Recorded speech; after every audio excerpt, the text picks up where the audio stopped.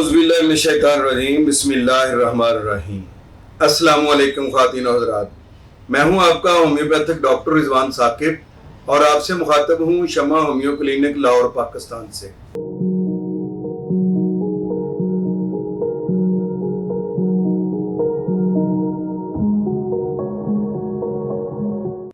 आइए आज बात करते हैं कि जो अशोबे चश्म पूरे इस वक्त मुल्क में फैला हुआ है, इसके असबाब क्या हैं, वजूहात क्या हैं और इसका होम्योपैथी में ट्रीटमेंट क्या है।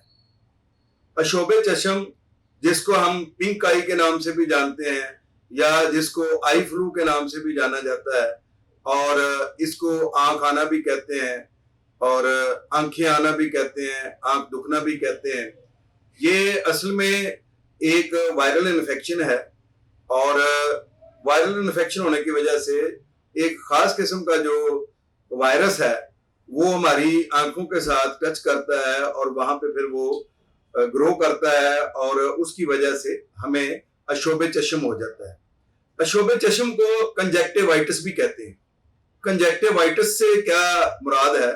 इससे यह है कि ये जो हमारी आंख की सफेद हिस्सा है, इस सफेद हिस्से के ऊपर एक ट्रांसपेरेंट झिल्ली है जिसको कंजक्टिवा कहते हैं। कंजक्टिवा के अंदर जब सोजश हो जाती है और उसके अंदर सुर्खी आ जाती है तो फिर ही ये अशोबे चश्म की अलामात नजर आती हैं। तो कंजक्टिवा की सोजन को कंजक्टिवाइटिस कहते हैं, इसीलिए अशोबे चश्म का नाम भी मेडिकली कंजक्टिवाइटिस है। और ये जो बीमारी है ये पूरे पाकिस्तान में जो फैली हुई है, इसकी कई वजूहात हो सकती हैं। मसलन सैलाब के बाद अक्सर ये बीमारी जो है वो फैल जाती है। इसके अलावा गर्म मरतूब मौसम के अंदर और बरसात के मौसम के अंदर ये बीमारी अक्सर फैलती है। और खुदा न खास्ता कहीं जल्जले वगैरह से कुछ जो कोलैप्स हो जाएं, कुछ कैजुअलिटीज हो जाएं, तो वहाँ का जो फजा है वो चूंकि आलूदा हो जाती है, इसकी वजह से भी ये फैल जाती है।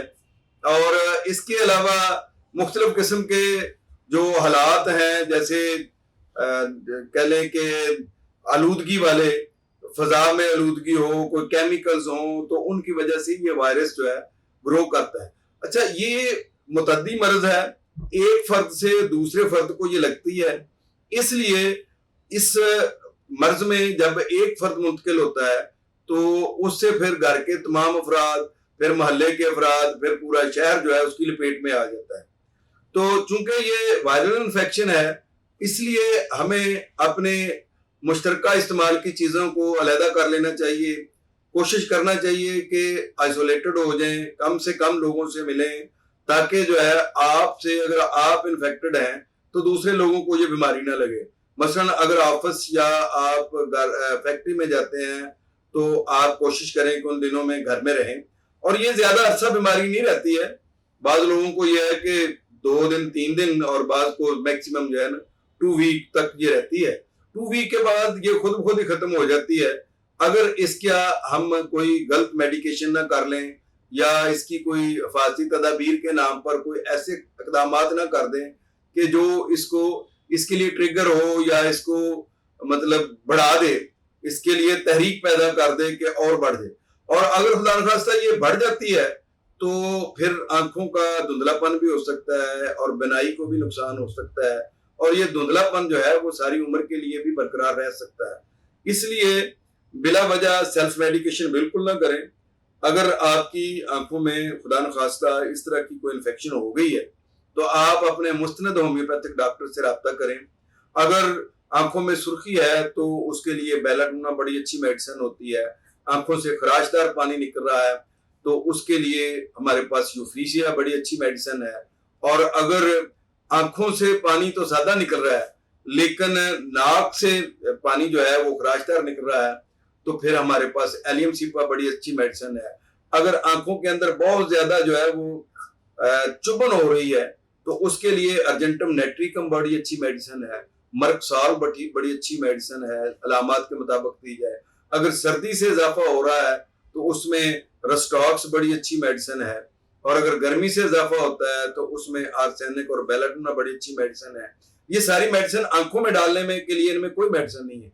ये सिर्फ खाने के लिए हैं या पीने के लिए ये मेडिसिन है, और इनकी कौन सी पोटेंसी जो है वो इस्तेमाल करनी चाहिए, ये आपका डॉक्टर ही फैसला करेगा कि किस पोटेंसी में दी जाए। और ये उस अरसे को कम नहीं करती है ये मेडिसिन जो है, बल्कि ये आपके सिर्फ जो तकालीफ है उनको ठीक करती है। मुद्दत उतनी ही लगनी है इस वायरस को खत्म होने की जितनी मुद्दत के लिए आपकी आंखों में वो स्टे कर रहा है। इसके लिए बार बार अपनी आंखों को ताजा पानी से धोएं, अपने आंखों को साफ रखें, अपने माहौल को साफ रखें। काले जो शीशों वाले या ग्रीन शीशों वाले जो ऐनक है उसका इस्तेमाल करें। उस ऐनक के इस्तेमाल करने से ये होगा कि आपको लाइट और गर्दो गुबार बाहर से नहीं पड़ेगा, और आंखों को हाथ लगाने में ज्यादा बार जल्दी जल्दी आप हाथ नहीं लगाएंगे। जाहिर है जब चश्मा लगा हुआ होगा आंखों पे तो वो हाथ नहीं लगेगा, और दूसरे लोग भी आपकी आंखों से इन्फेक्शन नहीं पकड़ेंगे। अलबत्ता एक जो गलतफहमी है वो मैं यहाँ दूर कर दूं कि अक्सर लोग ये कहते हैं कि अशोबे चश्म वाली ऐनक जो आंखों को देखने से जो है वो अशोबे चश्म हो जाता है। ऐसा बिल्कुल नहीं है। अगर ऐसा हो तो कोई भी डॉक्टर जो है वो बेचारा अशोबे चश्म के बगैर ना हो, क्योंकि उसने तो हर जो अशोबे चश्म वाले पेशेंट का भी मुआयना करना है। हाँ ये है कि कुछ फासले पे जरूर रहना चाहिए ताकि ये वायरस जो है आप तक मुंतकिल ना हो। अशोबे चश्म से घबराइए नहीं, ये होम्योपैथी में काबिल इलाज है, यानी इसकी मैनेजमेंट है, और इसके जरिए से आप फासली तदाबीर ये कर सकते हैं कि आपको अगर कोई ऐसी मेडिसिन दी जाए जिससे आपकी कुव्वत मुदाफत मजबूत हो जाए तो हो सकता है कि आपके ऊपर वायरस जो है वो असर ही ना करे, या अगर वो असर करता भी है तो कम अरसा के लिए आपकी आंखें खराब हो। इसलिए अगर आप बिल्कुल तंदुरुस्त हैं तो फिर भी आपको अपनी इम्यूनिटी को बढ़ाने के लिए, वाइटल फोर्स को बढ़ाने के लिए होम्योपैथी की मेडिसिन जरूर इस्तेमाल करनी चाहिए। बहुत शुक्रिया। अल्लाह हाफिज। अस्सलाम वालेकुम।